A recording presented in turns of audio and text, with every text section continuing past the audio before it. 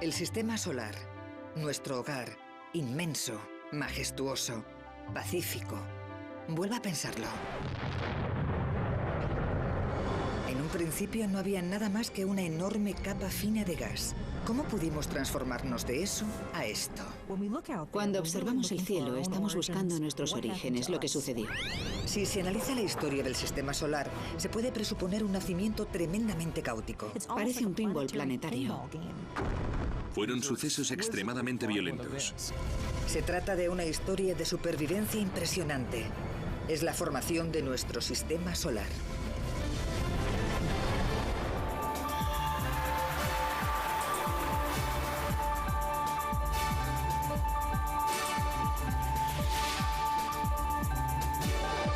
Ciencia al desnudo. El nacimiento del sistema solar.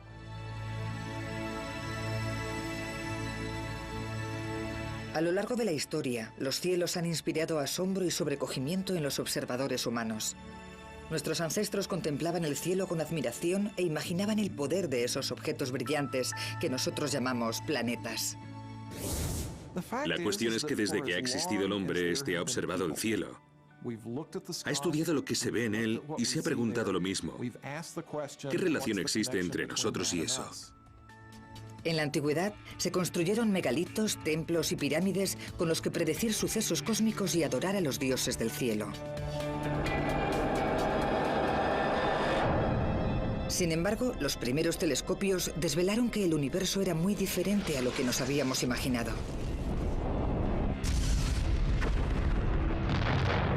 Empezamos a descubrir qué poblaba realmente el exterior. No solo dioses, sino planetas, estrellas e inmensas nubes de gas. En 1755, Immanuel Kant, científico y filósofo alemán, centró sus estudios en esas inmensas nubes o nebulosas hasta dar con una de las primeras teorías modernas que explican cómo se formó el sistema solar. Ha resultado que todas esas nubes preciosas del espacio interestelar son muy importantes, puesto que es ahí donde nacen las estrellas y se forman los planetas. La idea clave de Kant, es decir, que las nebulosas podían colapsar y condensarse hasta formar planetas y estrellas, recibe el nombre de teoría nebular. 250 años más tarde, esta teoría sigue ayudando a explicar el nacimiento de nuestro sistema solar. Hoy en día, nuevas observaciones han revelado cuál es el origen del Sol, los planetas y las lunas del sistema solar. Algunos científicos, como el profesor Jeff Hester, están resolviendo muchos de los antiguos misterios que rodean este proceso de formación. Ahora estamos obteniendo las respuestas a las preguntas que la humanidad lleva cuestionándose desde que existe vida humana en la Tierra. Y esas respuestas cambian el concepto que tenemos de nosotros mismos. La doctora Michelle Thaler es astrónoma y trabaja con el telescopio espacial Spitzer de la NASA. Es el cuarto y último satélite del programa de gran observación de la NASA y ofrece a los científicos un punto de vista del universo totalmente nuevo. Los recientes avances de la astronomía se deben a que por fin podemos observar el universo tal y como es y no como lo percibe el ojo humano. Un modo de demostrar cómo surgió el sistema solar es estudiar la formación de otros sistemas más lejanos. Sin embargo, si Kant estaba en lo cierto y los nuevos sistemas solares surgen en el interior de nubes de gas interestelar, quizás no podamos distinguir jamás lo que sucede. Nuestros propios sentidos, lo que puede ver el ojo humano, no es en realidad todo lo que existe.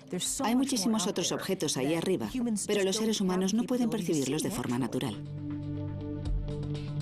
Los cuerpos emiten radiación infrarroja, que presenta una longitud de onda más larga que la luz visible. Por lo tanto, el polvo no la dispersa. Con los telescopios convencionales que emplean luz visible, no se puede ver el interior de una nebulosa cubierta de polvo. No obstante, los sensores infrarrojos a bordo del Spitzer sí que pueden. Los bomberos emplean el mismo principio.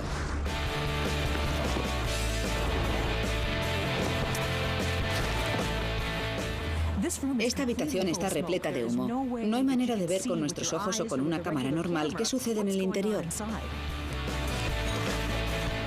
Por eso los equipos de bomberos emplean cámaras de infrarrojos para detectar a las personas que están en la sala, aunque en realidad lo que observan es el calor de su cuerpo. El Spitzer funciona del mismo modo, ya que consigue divisar planetas dentro de gigantescas nubes de humo y polvo, lo mismo que logran hacer estos chicos con personas. La luz visible se bloquea completamente con el humo y el polvo, pero la luz infrarroja presenta una longitud de onda más larga y es pura coincidencia que no haya elementos químicos que la detengan. Puedo ver que hay una persona ahí dentro.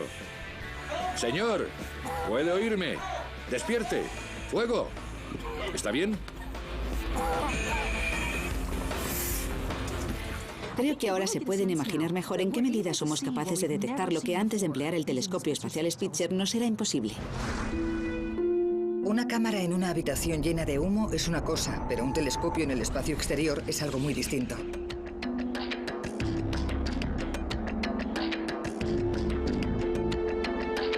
En tierra, Thaler y sus compañeros esperaban angustiados en 2003 los primeros datos del Spitzer. En juego, un punto de vista único de los orígenes del sistema solar. La pura verdad es que nadie había observado el universo con este tipo de luz. En un principio, estábamos maravillados por su belleza. Yo no creía que las imágenes del Spitzer iban a ser tan cautivadoras como resultaron ser. Son preciosas.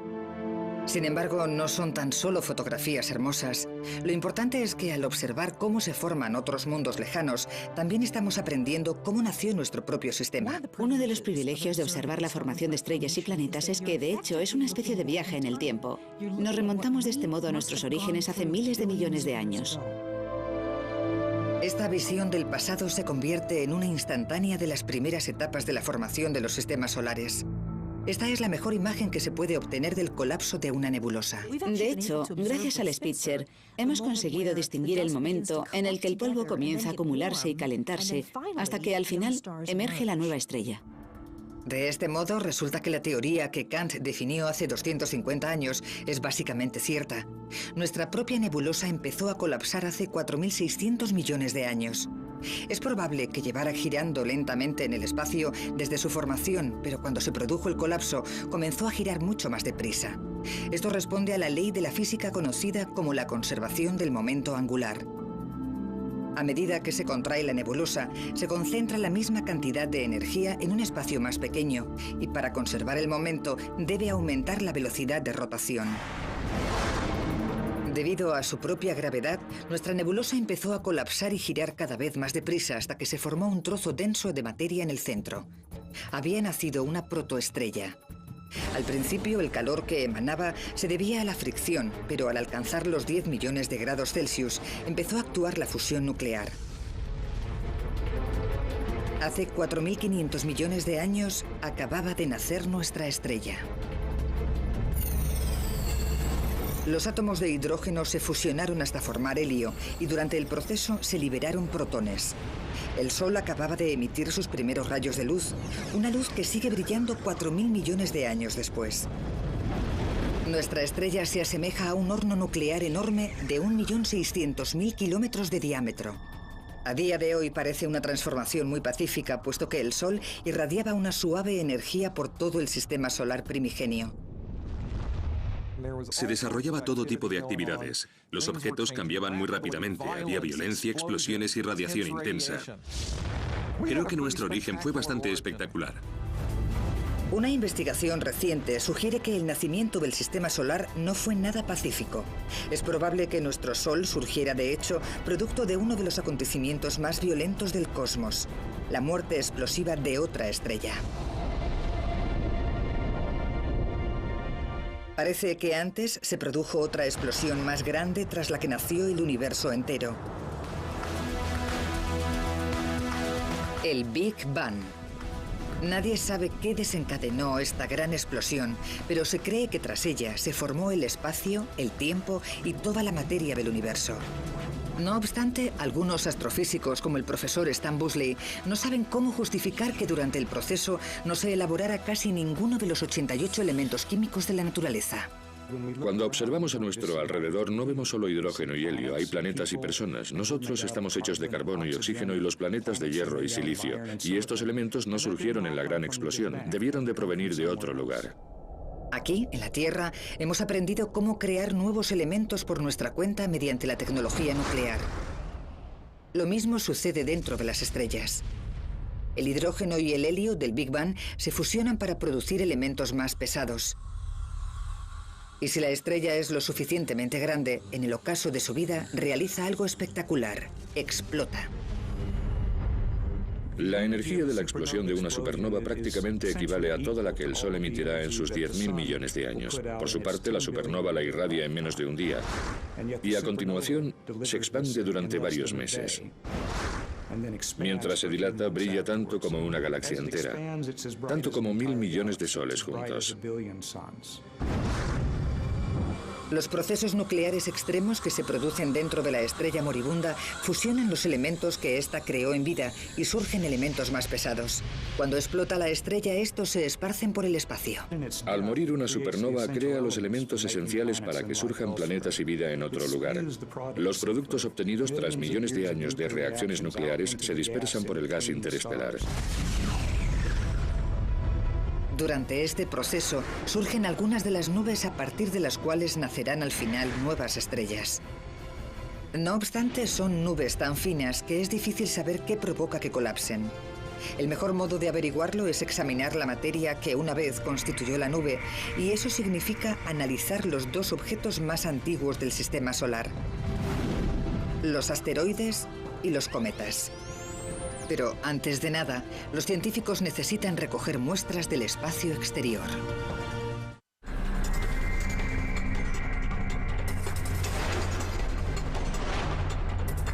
Los cometas son reliquias de los primeros días de existencia del sistema solar y pueden ofrecer datos que permitan entender nuestro origen. Sin embargo, para poder estudiarlos en profundidad, los científicos necesitaban muestras. En 1981, un hombre, el Dr. Peter Shaw de la NASA, empezó a trabajar en la idea de recolectar fragmentos de cometa. Es una especie de ciencia forense espacial.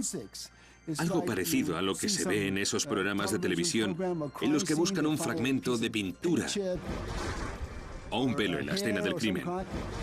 Algo muy similar a lo que estamos intentando hacer nosotros.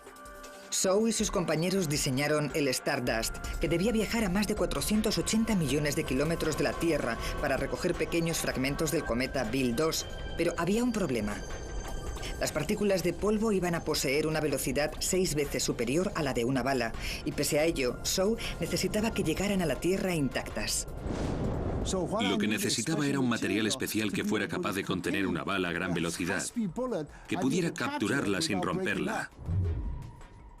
Lo que necesitaba era recoger la bala sin que explotara. Shaw debió realizar más de 2.000 experimentos para perfeccionar el aparato que se iba a emplear en la pesca de cometas. Estaba fabricado con el mismo elemento químico que el vibrio, el dióxido de silicio, pero presentaba una densidad 1000 veces inferior a la de este. Shaw lo llamó aerogel de silicio con gradiente suave. Si existía algo que pudiera detener las partículas de cometa, era este material. Con las celdas de captura fabricadas de aerogel, la sonda estaba lista para izar el vuelo. Despegó el 7 de febrero de 1999 sobre un cohete Delta. Se enciende el motor y despega por fin la nave espacial Stardust, que volverá convertida en una máquina del tiempo llena de elementos procedentes de la formación del sistema solar. Su viaje de más de 3.200 millones de kilómetros duró casi 5 años, pero por fin llegó la noche del encuentro con el cometa. Desde la sala de control, todo lo que podían hacer Shaw y sus compañeros era esperar. Habíamos realizado muchas simulaciones, pero la pregunta seguía siendo si iba a cruzarse con un cometa. Y si no era así, ¿habría recogido algo de materia después de todo? Hubiera sido algo terrible que a la vuelta no trajera nada en su interior. Finalmente, en 2004, la cápsula entró en la atmósfera de la Tierra. Aterrizó sin problemas y los científicos se apresuraron a transportar el valioso cargamento al laboratorio. En cuanto lo abrieron, supieron que la misión había sido un éxito. Si se hubiera capturado una sola partícula que podía verse sin necesidad de un microscopio, me hubiera dado por contento, pero es que había más de 3 docenas. Fue un logro increíble. Eran las primeras partículas de cometa que llegaban a la Tierra en perfecto estado. Quizás los fragmentos fueran pequeños, pero contenían muchísima información. Tardaremos muchos años en comprender realmente cómo se formó el sistema solar, porque nos llevará un par de décadas exprimir todo lo que se pueda de las muestras del Stardust. Puede que el equipo deba esperar décadas hasta obtener todos los resultados, pero mientras tanto, otros científicos lo intentan con otro enfoque. Los cometas no son la única fuente de materia procedente del sistema solar. Los meteoritos también son antiguos y presentan una gran ventaja. Vienen a nosotros.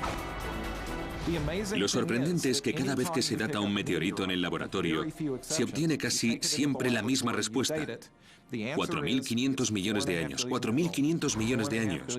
Por tanto, estos fragmentos son restos del sistema solar primigenio. En consecuencia, lo que se tiene en la mano es una pieza clave que relaciona el inmenso universo con cualquier individuo, con nuestra existencia en general y con la historia que ha hecho que lleguemos hasta aquí.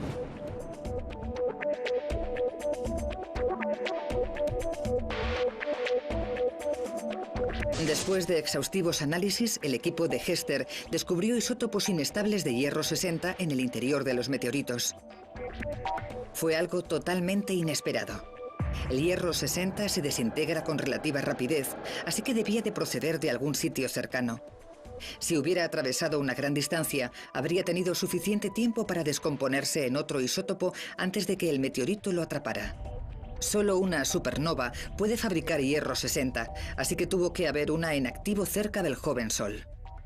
Fue sorprendente que obtuviéramos una prueba tan irrefutable de que el joven Sol, el sistema solar primigenio, estuvo rodeado de un ambiente violento cerca de una estrella enorme y que sufrió la explosión de una supernova. Nos dimos cuenta de que ese hecho iba a modificar el modo de comprender lo que ocurre en la actualidad y lo que había sucedido en los orígenes del sistema solar. A pesar de las fuerzas violentas que se despertaron, puede que nuestro sistema solar se formara junto a una supernova. Estos hechos son tan violentos que redefinen todo lo que le rodea. Las ondas de choque procedentes de la explosión de supernovas impactan en todo lo que se encuentra a 20 años luz a la redonda. Es la consecuencia de la onda expansiva de una bomba galáctica. Lo prodigioso es que fuera exactamente esa fuerza destructiva lo que se necesitaba. La onda expansiva puede hacer que se concentre la materia dispersa del mismo modo como se recoge el polvo con una escoba. Por consiguiente, el colapso de nuestra gigantesca nube de polvo pudo haberse visto inducido por la explosión de una supernova cercana. Las ondas de choque hicieron que se comprimiera el gas que había a años luz, y es esta compresión la que provoca el nacimiento de otras estrellas. Quizás la onda expansiva amontonara la materia de nuestra nebulosa y cuando estuvo lo suficientemente comprimida empezó a hacer su efecto la gravedad y se inició el colapso. En el interior de la nebulosa, girando alrededor del joven Sol, comenzaron a tomar forma los planetas. Hoy en día los científicos empiezan a comprender los sorprendentes procesos que los crearon.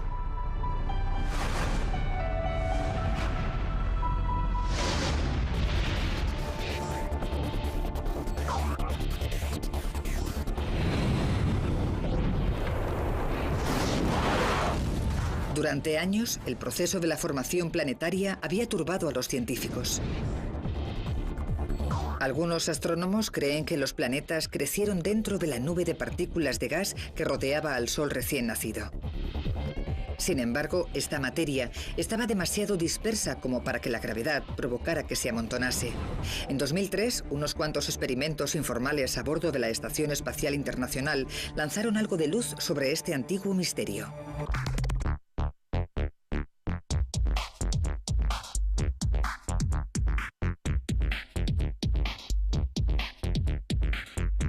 En el tiempo libre, el astronauta Don Pettit se dedicaba a realizar unos pequeños experimentos en los que observaba cómo se comportaban las partículas en ausencia de gravedad.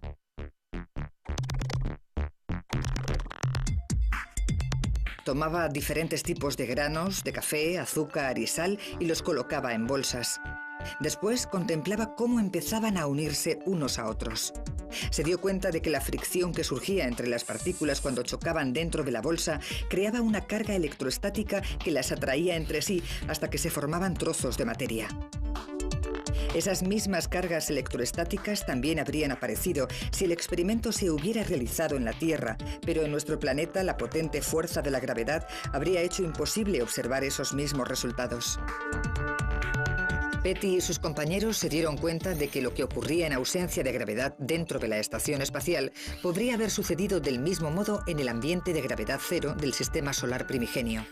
Las partículas del disco protoplanetario cargadas debieron de comenzar a atraerse. Entre los científicos planetarios como Jack Lissauer, este proceso recibe el nombre de acreción. Observamos signos de acreción en nuestra vida diaria. Por ejemplo, las gotas de lluvia se condensan en pequeñas gotitas alrededor de motas de polvo y colisionan unas con otras cuando caen. Del mismo modo, las partículas colisionan dentro de la nebulosa solar y se convierten en objetos más grandes. Cuando los fragmentos alcanzan el tamaño de una montaña, empieza a actuar la fuerza gravitatoria, más potente que la fuerza electrostática, así que se acelera el proceso.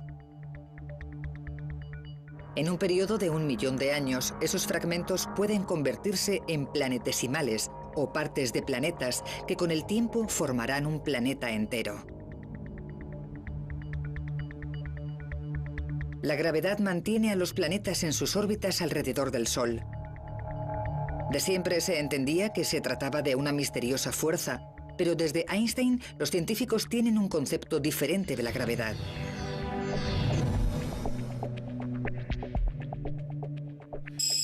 La mayoría de las personas saben que la gravedad del Sol mantiene los planetas en sus órbitas.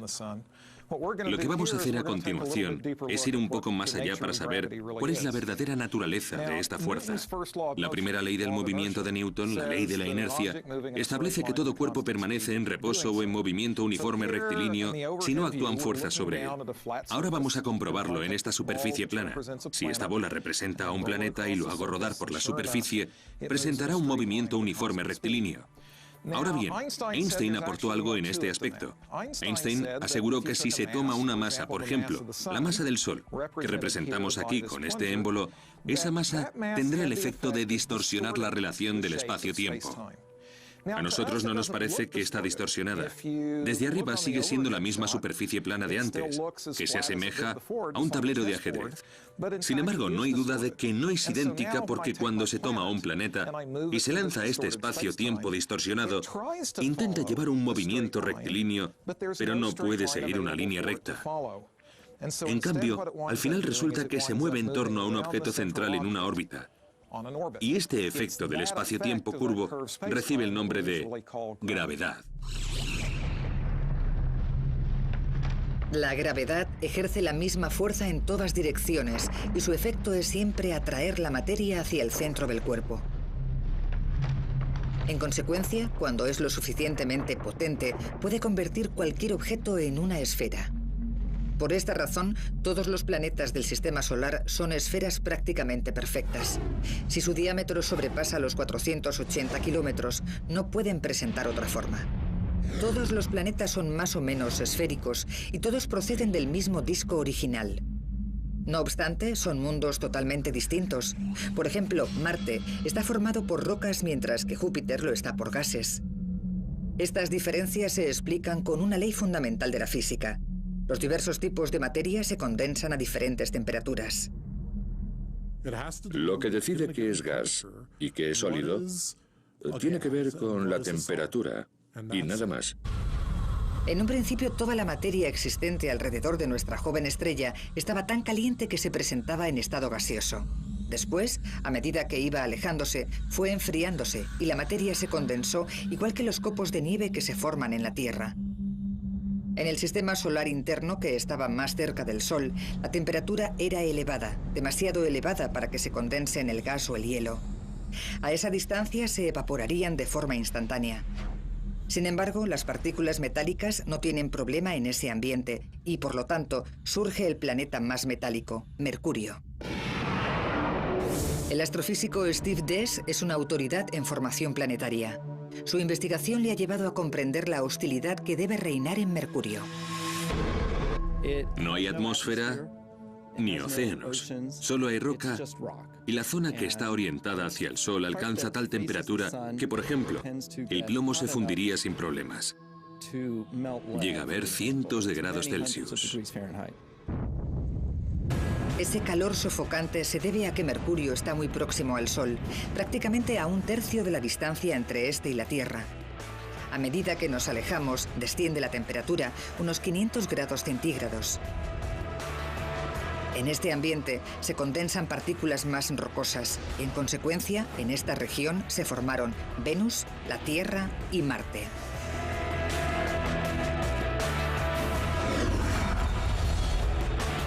Puesto que la órbita de Venus se encuentra a unos 48 millones de kilómetros de la de Mercurio, podríamos esperar que fuera un lugar más habitable.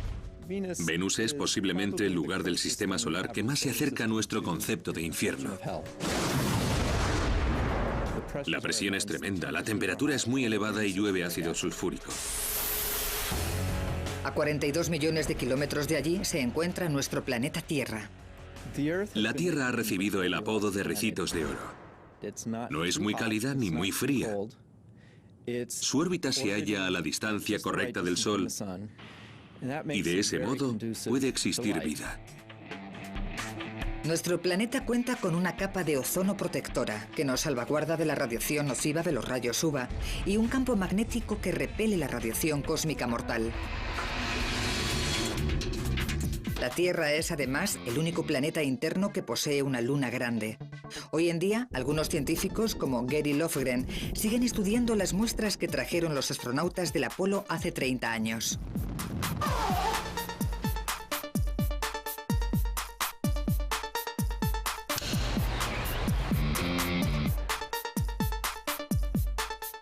Lofgren trabaja en las instalaciones de almacenamiento lunar donde la NASA guarda la mayor parte de los 380 kilogramos de roca que recogieron de la Luna.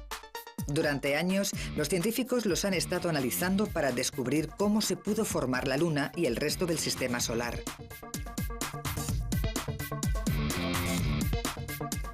Se trata de una fuente inestimable para los geólogos, y los astronautas del Apolo dieron mucha importancia a recoger el mayor número de muestras posible, incluso desoyendo las órdenes. Neil Armstrong se aseguró personalmente de volver con un montón de rocas. En mi opinión, decidió desobedecer las órdenes, puesto que para llenar una caja de piedras desapareció del objetivo de la cámara, algo que tenía prohibido. Cuando se analizaron estas muestras en el laboratorio, pronto se obtuvo información sorprendente. Rápidamente descubrimos que los elementos químicos presentes en la Luna eran muy diferentes de los de la Tierra y no casaban con los que esperábamos encontrar según nuestras teorías. Resultó que las rocas lunares y por consiguiente la Luna en sí eran más jóvenes de lo que se había pensado. Todas las teorías que habíamos definido se desmoronaron después de estar allí. Tardamos varios años en dar con alguna explicación. Si la teoría nebular estaba en lo cierto, tras la formación del sistema solar interno no podía haber quedado suficiente materia para que surgieran las lunas. Este enigma no se resolvió hasta que, tras décadas de trabajo concienzudo, los científicos hallaron otra hipótesis.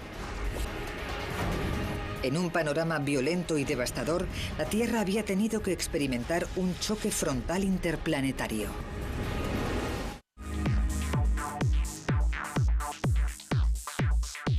En 1969, Neil Armstrong fue el primer hombre que caminó sobre la Luna.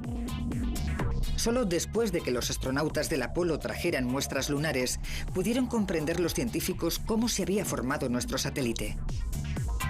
El estudio de los isótopos químicos sugirió que la Luna está constituida en parte por materia procedente de la Tierra. Un descubrimiento totalmente inesperado. Los investigadores no sabían explicar cómo podía haber llegado hasta allí. Finalmente se expuso una nueva teoría, una teoría audaz que sugiere que en el sistema solar primigenio no había 8, sino 20 objetos de tamaño planetario en órbita alrededor del Sol. Cuando se piensa en las primeras etapas de la formación planetaria, hay que imaginarse que era una especie de pinball. Todos los objetos iban de un lado a otro a gran velocidad y de vez en cuando chocaban entre sí.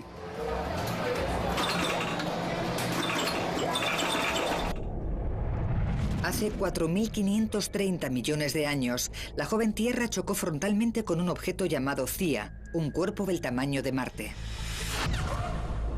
Si se produjera esa colisión hoy en día, probablemente conllevara el fin de la humanidad. Equivaldría a muchísimas bombas de hidrógeno explotando en la superficie de la Tierra a la vez.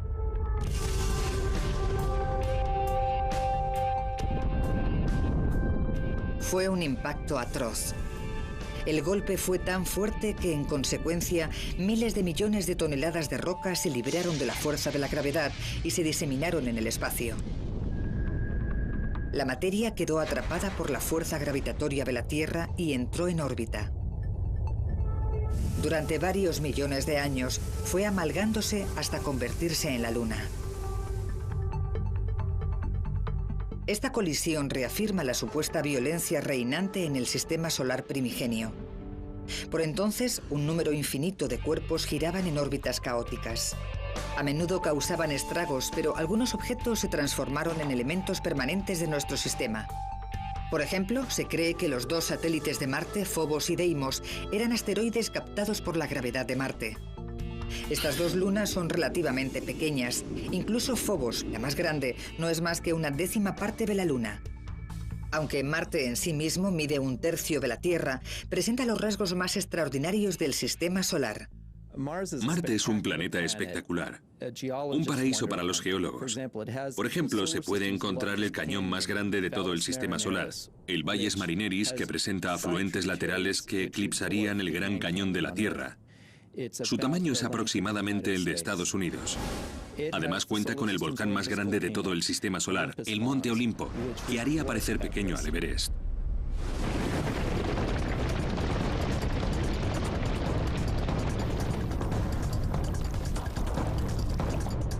Marte es el último de los 4 planetas terrestres internos.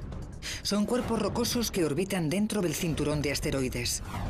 La razón por la que estos planetas no crecieron más solo puede explicarse con una falta de materia.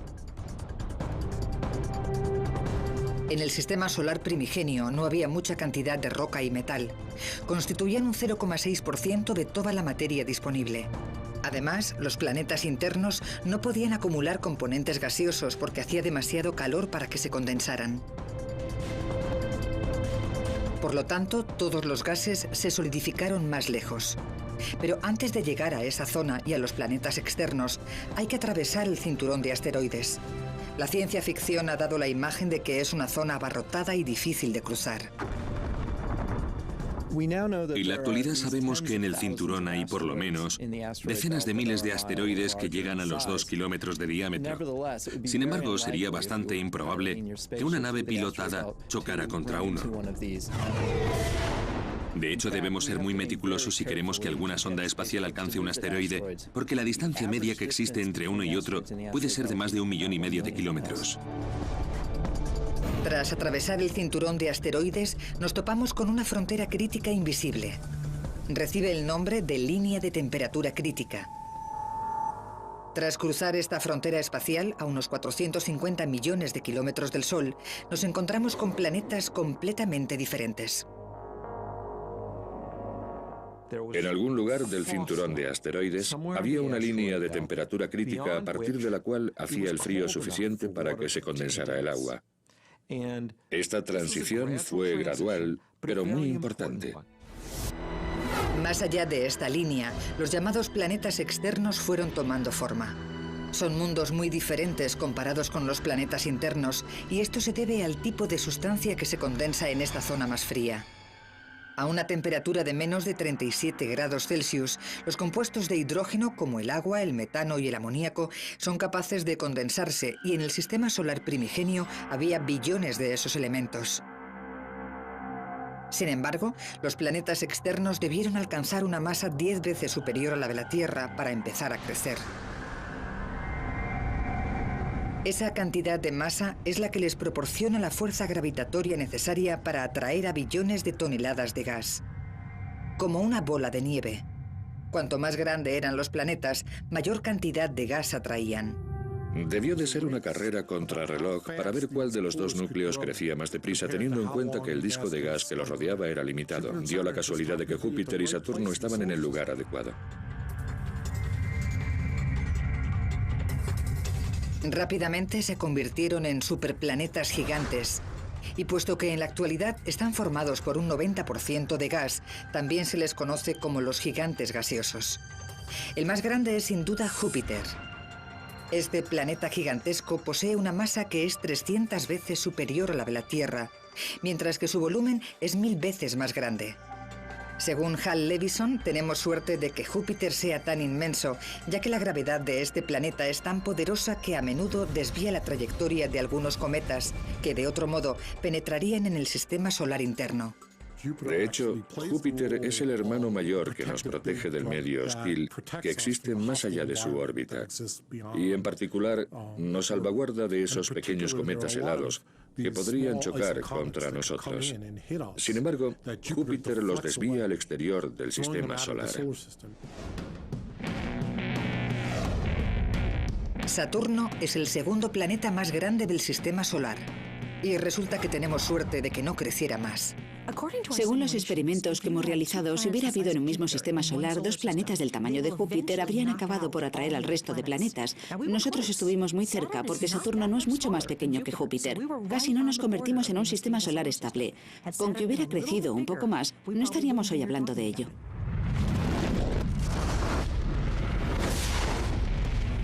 Es una idea que asusta. La gravedad de un Saturno más grande junto a la de Júpiter habría atraído y devastado a los planetas más pequeños. Por suerte, Saturno no tomó esa senda destructora y en su lugar se convirtió en una de las bellezas del sistema solar.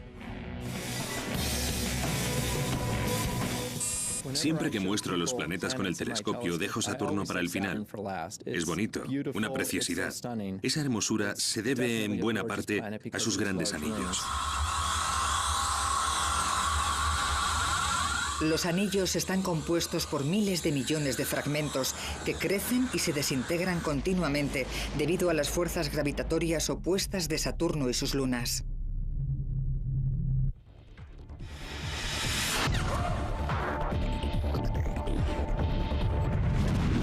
Urano se halla a casi el doble de distancia del Sol que Saturno.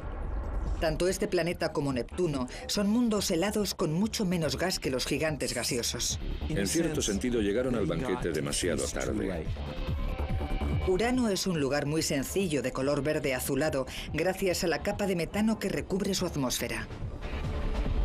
Debido a esa lejanía, no se convirtió en un gigante de gas, sino en uno de hielo. La temperatura media alcanza los 200 grados bajo cero. Desde que Plutón se ha visto degradado a la categoría de planeta enano, Neptuno, de color azul, es actualmente el último planeta. Hasta hace poco se pensaba que estos cuerpos marcaban el final del sistema solar. Nuestro concepto del sistema solar cambió drásticamente en 1992 cuando se descubrió una estructura que llamamos el cinturón de Kuiper. A unos 45 millones de kilómetros del Sol, se ha calculado que este cinturón alberga unos 70.000 pedazos grandes de hielo. Está compuesto por todos los restos procedentes de la formación de los planetas, que, por así decirlo, no llegaron a cuajar.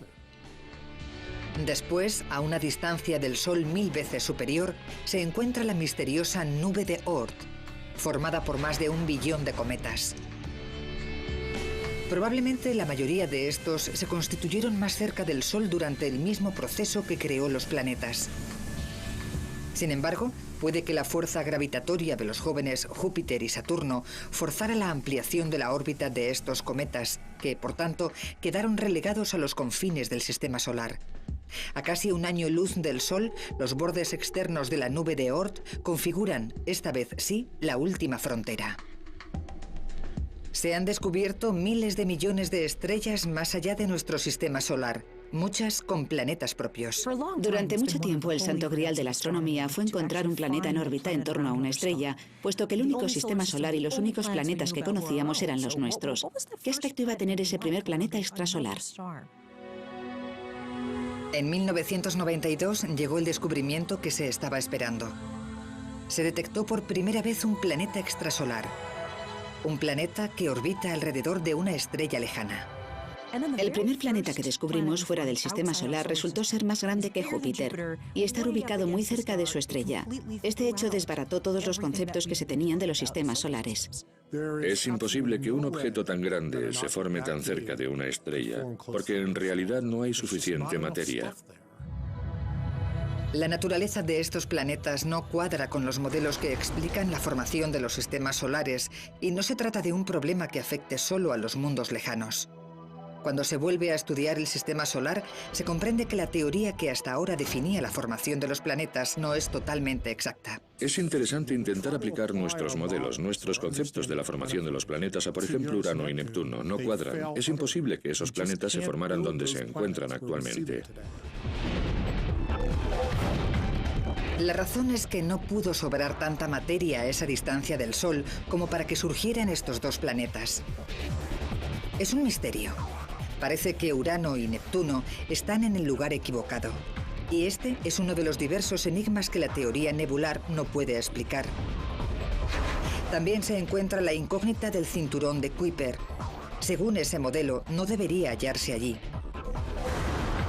Pero lo más sorprendente es que parece que todos los cráteres de la Luna tienen la misma edad. Todos estos problemas amenazan con desacreditar la teoría de la formación del sistema solar.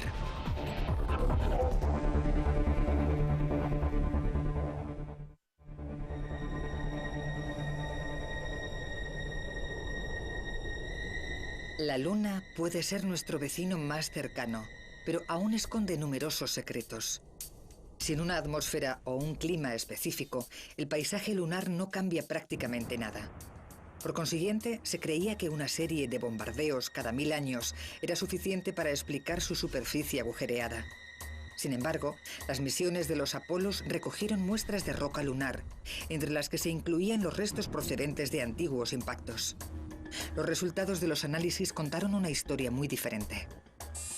A medida que estudiábamos la Luna, quedaba claro que un gran número de los cráteres surgieron hace unos 3.900 millones de años, y por tanto durante esa época debió de haber una concentración elevada de colisiones. Los geólogos lunares emplean métodos de datación radiométrica para determinar la edad de las muestras. Fue una gran sorpresa descubrir que la mayor parte de los cráteres se formó en un periodo relativamente breve de bombardeos.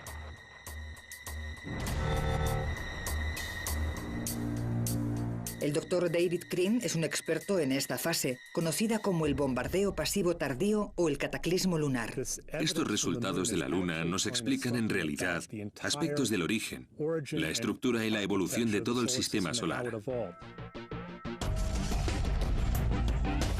Decenas de miles de grandes meteoritos debieron de impactar en la Luna durante el cataclismo lunar.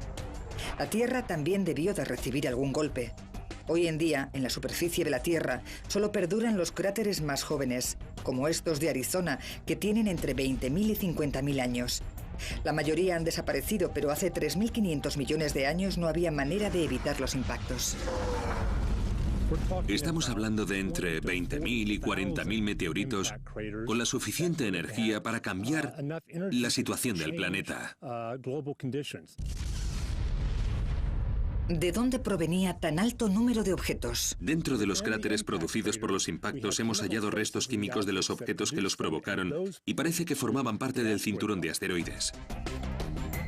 Esta hipótesis cuadra. Los objetos que una vez golpearon la Tierra corresponden químicamente a las rocas que forman el cinturón de asteroides, así que se sabe con seguridad de dónde provenían. No obstante, hoy en día, la mayoría de los asteroides recorren órbitas estables. No se encuentra causa aparente que justifique la entrada de miles de ellos en el sistema solar interno. Por lo tanto, el bombardeo seguía siendo un enigma. En 2004, Hal Levison dio con una hipótesis.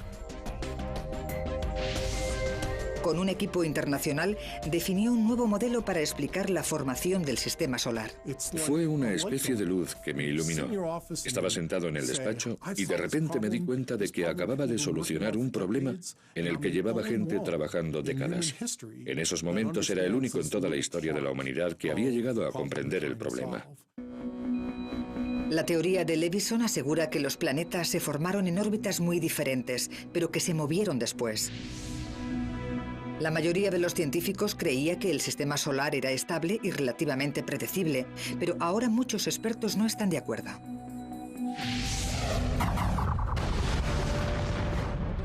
Quizás se deba a la sabiduría popular. Posiblemente los astrónomos jamás se plantearon que los planetas no hubieran nacido donde los vemos en la actualidad, pero estos experimentos numéricos demuestran que migraron y que incluso llegaron a chocar entre sí hasta cambiar de orden. Es algo sorprendente y nuevo. Según las simulaciones de Levison, Júpiter y Saturno se atraían cada vez que sus órbitas se acercaban, pero en general estas fuerzas se anulaban. Solo cuando Júpiter giraba alrededor del Sol al doble de la velocidad de Saturno ocurrió algo espectacular.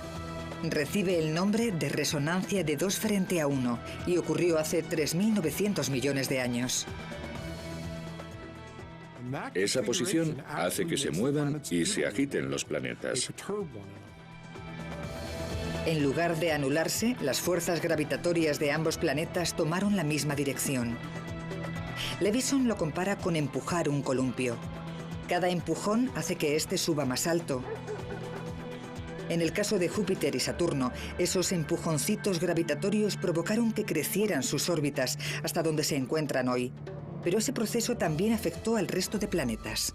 Urano y Neptuno no pudieron soportarlo y se volvieron locos.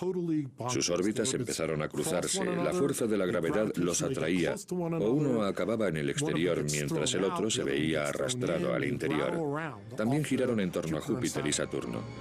Según esta teoría, es probable que Urano y Neptuno cambiaran de lugar y en consecuencia expulsaran cientos de asteroides fuera de sus órbitas.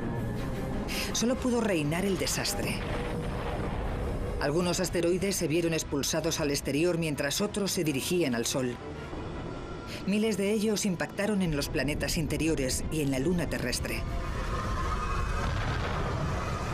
Puede sonar a una transformación demasiado caótica para ser cierta, pero diversas pruebas empiezan a sugerir que eso fue exactamente lo que sucedió. No podría volver a ocurrir.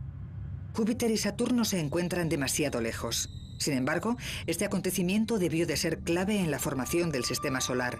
Lo increíble es que se desarrollara de este modo, porque podría haber habido un final muy diferente. Podría haberse tratado del tipo erróneo de estrella o podría haber habido demasiados planetas gigantes. Hay tantos aspectos que podrían haber salido mal, que es una suerte que estemos actualmente aquí. A diferencia del sistema solar diverso que vemos hoy, podíamos haber permanecido siendo cenizas, gas y polvo. ¿Qué sucederá en el futuro? Dentro de 5.000 millones de años, cuando el Sol se quede sin energía, empezará a expandirse y arrastrará consigo a todos los planetas interiores. Algunos sobrevivirán como mundos fantasmagóricos en órbita alrededor de una estrella muerta. No podrá ser de otra manera.